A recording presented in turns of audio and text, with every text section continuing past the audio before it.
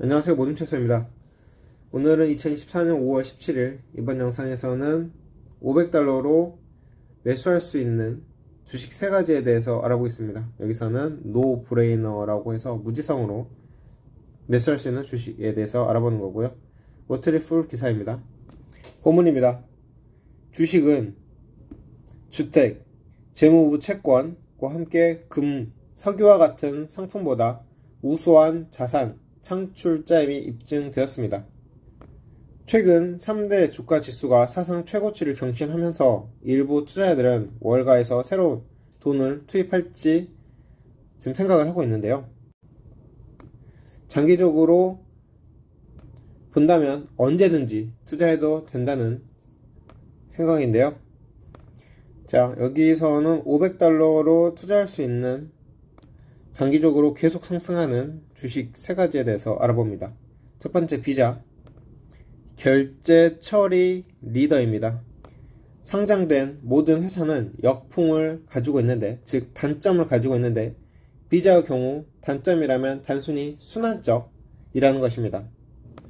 이는 미국과 세계 경제의 건전성이 밀물과 썰물처럼 왔다 갔다 한다는 것인데, 미국 경기가 침체에 빠지면 총 지출과 비자가 촉진한 총 거래 건수가 감소할 것으로 예상됩니다.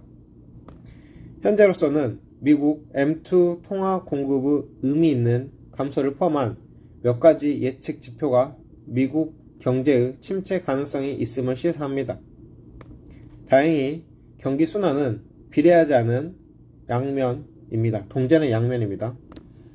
1945년 제2차 세계대전이 끝난 이후 미국의 12개 경기 침체 중 9개는 1년도 안 돼서 해결됐고, 나머지 3개는 길이가 18개월을 넘지 못했습니다. 경제 성장의 대부분의 기간은 수년 동안 지속되며, 이를 통해 비자는 총 소비자 및 기업 지출의 꾸준한 증가를 활용할 수 있습니다. 추가할 사항은 비자 경영진이 회사를 지불 촉진에만 집중했다는 것입니다. 일부 지불 처리 동료들은 이 중 하락하고 대출 기관으로서 이자 수입도 창출하지만, 이 회사들은 불황 동안에는 신용 연체와 대출 손실의 추가 위험을 견뎌냅니다. 비자는 지불 처리에 집중을 한 회사이기 때문에 단기 경기 침체 동안 대출 손실을 충당하기 위해서 자본을 따로 마련해야 하는 것에 대한 걱정을 할 필요가 없습니다. 이것이 50% 이상의 프로핏 마진을 유지할 수 있는 주요 이유입니다.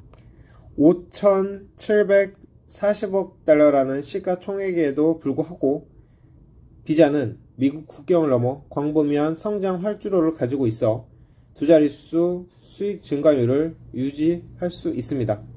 3월 말 분기의 국경을 넘는 거래량은 16% 증가했는데, 이는 대부분의 신흥시장이 얼마나 저평가되어 있는지를 말해줍니다.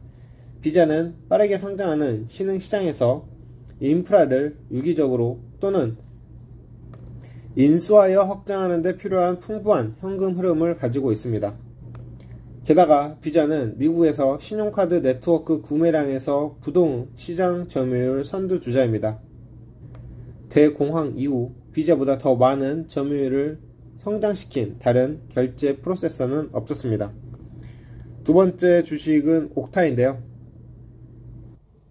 옥타는 엔터프라이즈급 ID 관리 서비스를 제공합니다.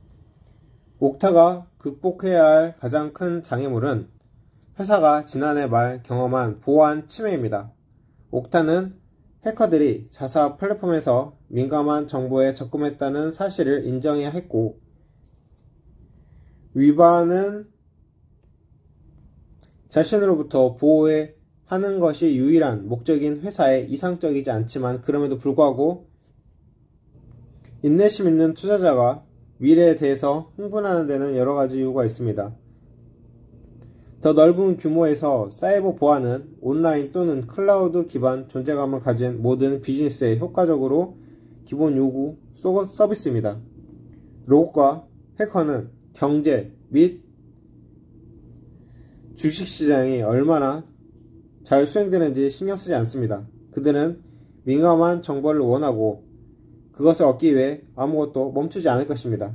이 데이터를 보호해야 하는 책임은 신원 확인 솔루션 제공업체, 옥타우 같은 제3자 제공업체에 점점 더 귀속되고 있습니다.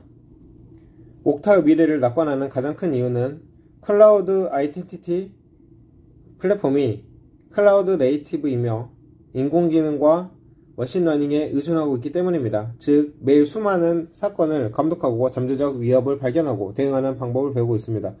우리는 많은 엔드포인트 사이버 보안 제공업체가 플랫폼을 강화하기 위해서 AI 및 ML 솔루션에 의존하는 것을 보았습니다. 옥타 역시 아직 확장 초기 단계입니다.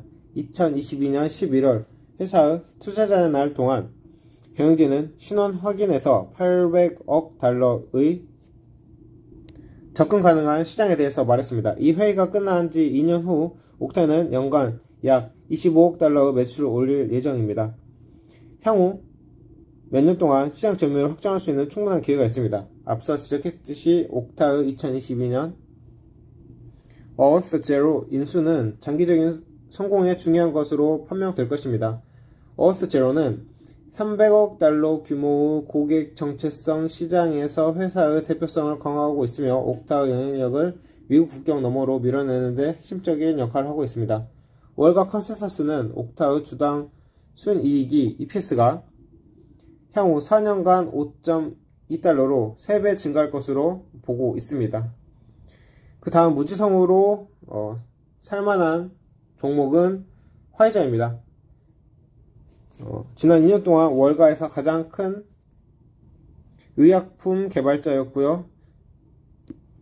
코로나19 팬데믹 기간 백신 개발에 성공한 소수 기업 중 하나였고 양성 판정을 받은 환자의 코로나19 중증도를 낮추기 위한 경구 치료제 일명 팍슬로비드도 개발했습니다. 콜미네티와 팍스로비드는 2022년에 총 560억 달러 이상의 매출을 올렸습니다. 올해 이들은 결합한 매출이 80억 달러로 될 것으로 보이고요. 지금 코로나가 다 끝나가지고 지금 이렇게 줄어드는 거죠. 화이자 매출의 이러한 급격한 상승과 하락은 월가 투자자들에게 분명히 불안 요인이 될 수 있지만 화이자가 불과 몇 년 전 상황에서 얼마나 발전했는지 살펴보는 것이 중요합니다. 2020년에 화이자는 거의 420억 달러의 총 매출을 보고했고 2024년 판매 가이던스 중간점은 600억 달러였습니다.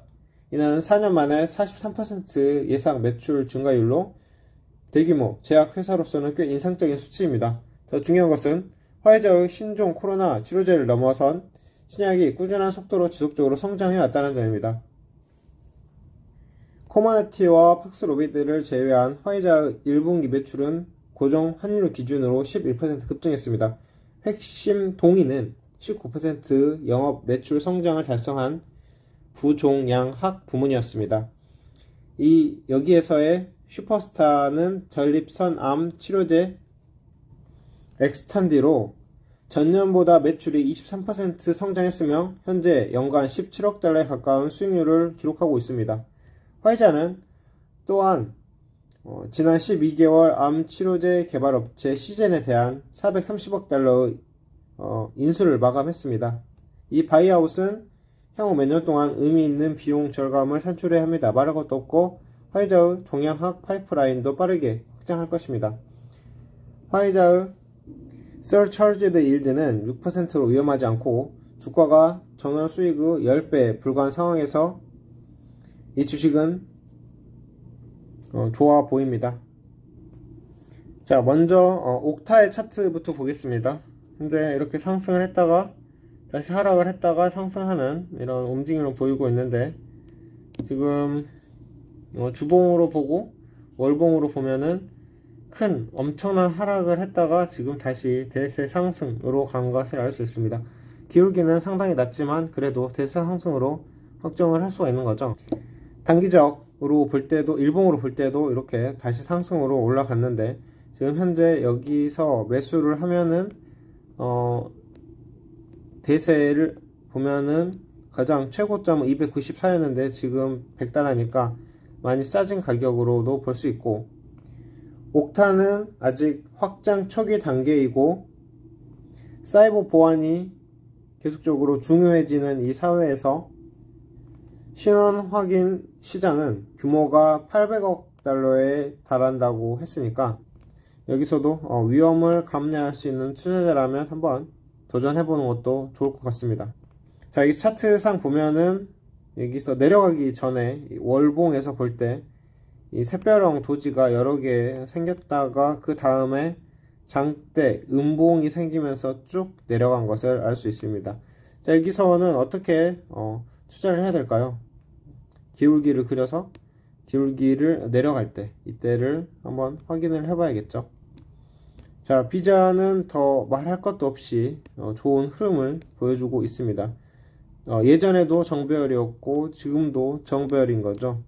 그리고 가격은 현재 280 정도로 용돈으로 사기도 좋은 가격으로 가고 있고, 마음 놓고 투자할 수 있는 거래처 중에 하나라고 볼 수가 있습니다.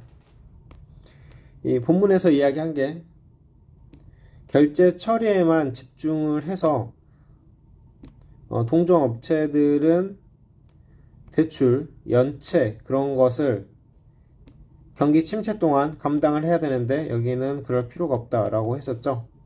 마지막 화이자입니다. 여기는 지금 28.97달러까지 가 있네요. 코로나19 기간 동안 엄청난 상승을 보이다가 그 다음에 코로나 백신만큼 성장 동력이 보여지지 않기 때문에 지금은 대세 하락으로 갔습니다. 그래서 여기를 볼 때 제 개인적인 시각에서 본다면 현재 이 대세 하락이 끝나지 않은 이 시점에서 무지성으로 들어간다? 그것은 좀 의문이 있는 행동 같습니다. 주의를 해야 하는 그런 회사가 아닌가.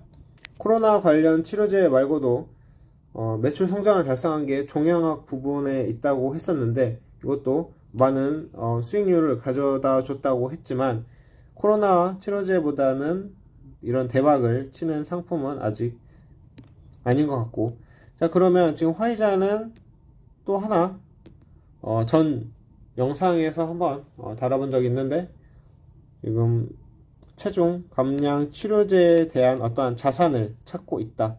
그래서 어떤 회사를 인수할 수도 있는데 그게 어쩌면 바이킹 테라피틱스가 될 수도 있다 라고 전에 영상에서 말을 했었죠. 그래서 이렇게 된다면 바이킹 테라피틱스는 매출의 30배까지도 급등을 할 수 있다, 주가가. 이런 이야기를 했는데 여기서 또 바이킹 테라피틱스의 위험 요인은 무엇이었습니까? 아직 임상 3상 결과가 나오지 않은 상태에서 뭐를 할 것이다 라고 하는 것은 지금 위험한 일이다. 만약에 임상이 잘 나오면은 그리고 화이자에서 인수까지 한다면 아주 좋은 스토리겠죠. 하지만 여기서 또 무너지면 또 주가는 와라락 내려갈 거니까, 그리고 이런 것들이 주가 조작 그런 스토리에도 많이 등장을 한다 라고도 했었죠. 그래서 일단은 좀 조심하고 보수적인 접근으로 가야 할 것 같습니다. 그러면 지금 이 세 가지 회사에서 정말로 노 브레인, 그러니까 생각 안 하고 투자할 수 있는 회사는 딱 하나, 비자가 있고요. 그 다음에는 옥타, 가장 위험한 것은 화이자라고 볼 수가 있겠네요. 그러니까 위험을 감내할 수 있는 그런 정도에 따라서, 본인의 정도에 따라서 투자를 해야겠죠. 자, 오늘은 여기까지 해서 영상을 마치겠습니다. 감사합니다.